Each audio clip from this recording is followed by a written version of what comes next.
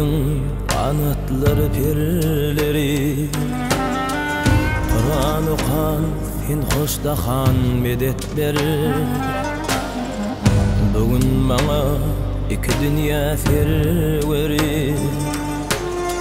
Ya Muhammed alem zahan medet ber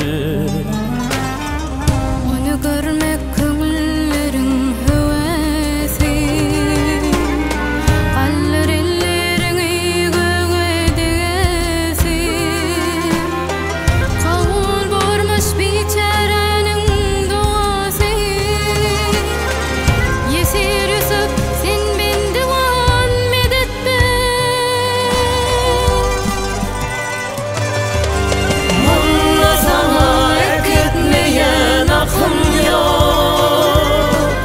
Emrim budur delime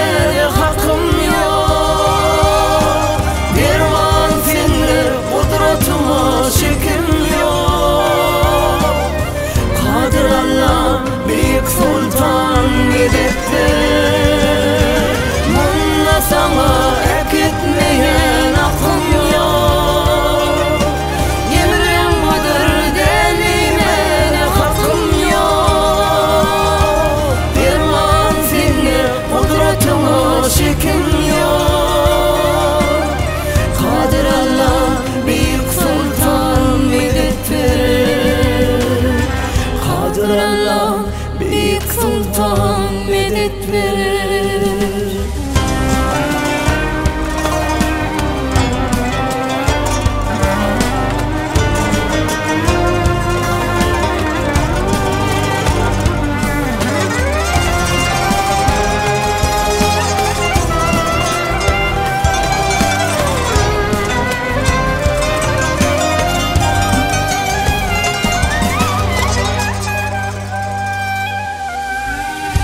Ferden geçe tarif etsin şol gülü Ovada oyadır sen sümbülü Fehir sayran peygamberin bilbili Bilal bağım bağrı veryan medettir Ak yolu atarıp ata birinne Fehir çağı kol götürüp duranlar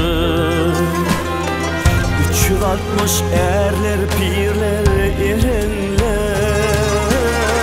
Hakkı veren sahip Kur'an